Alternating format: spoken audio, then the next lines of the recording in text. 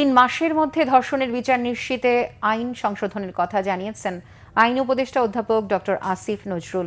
তথ্য উপদেষ্টা মাহফুজ আলম জানিয়েছেন, যেখানে মব হবে সেখান থেকেই জড়িতদের তুলে আনা হবে।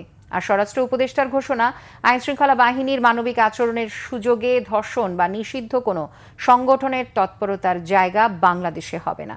মহিবুল্লাহ মুহিবের রিপোর্টে বিস্তারিত। দেশব্যাপী মব ভায়োলেন্স, ধর্ষণ, নারীদের উপর যৌন হয়রানির বিরুদ্ধে সোচ্চার দেশের ছাত্র জনতা। মাগুরায় বোনের শ্বশুর বাড়িতে বেড়াতে গিয়ে 8 বছরের শিশু ধর্ষণের ঘটনায় নড়ে চড়ে বসেছে সরকার। সচিবালয়ে 3 উপদেষ্টার এমন সংবাদ সম্মেলনে জানান দিচ্ছে, সরকারের ভেতরেই এসব ঘটনা নিয়ে চলছে অস্বস্তি। এসব ঘটনায় দেশবাসীর কাছে ক্ষমা চাইলেন আইন উপদেষ্টা। দেশের জনগণের কাছে জানাতে চাই যে আমরা আপনাদের কাছে ক্ষমা প্রার্থী।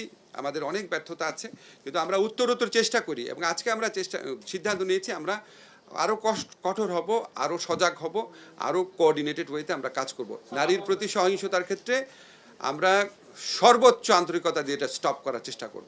জানান, দ্রুত সময়ের মধ্যে ধর্ষকদের শাস্তি নিশ্চিতে আইন সংস্কারের সিদ্ধান্ত নিয়েছে সরকার।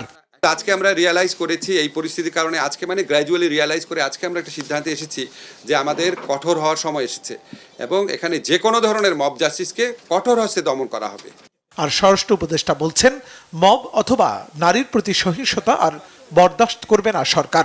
যদি দেশে কোথাও নারীর প্রতি কোনো সহিংসতা বা ধর্ষণের মতো ঘটনা ঘটে, তাদের সম্পূর্ণভাবে আইনের আওতায় নিয়ে আসা হবে, তাদের সর্বোচ্চ শাস্তি নিশ্চিত করা হবে।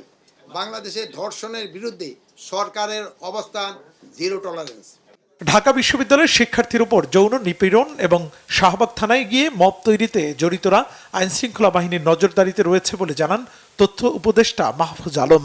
প্রধান উপদেষ্টার উপস্থিতিতে আমরা সিদ্ধান্ত নিয়েছি যে সামনে থেকে মব জাস্টিস পরিস্থিতি তৈরি হলে অথবা কোনো ধরনের থানা ঘেরাও থেকে শুরু করে যে কোনো ধরনের নৈরাজ্যকর পরিস্থিতি হলে এবার থেকে আমরা খুব কঠোর ভূমিকা রাখবো। আইনশৃঙ্খলা বাহিনীর নির্বিঘ্নে দায়িত্ব পালনে কেউ বাধা দিলে তাদের আইনের আওতায় আনার ঘোষণাও দেন 3 উপদেষ্টা। বলবে তারপর আপনাদের মুহিবুল্লাহ মুহিব, বাংলা ভিশন, ঢাকা।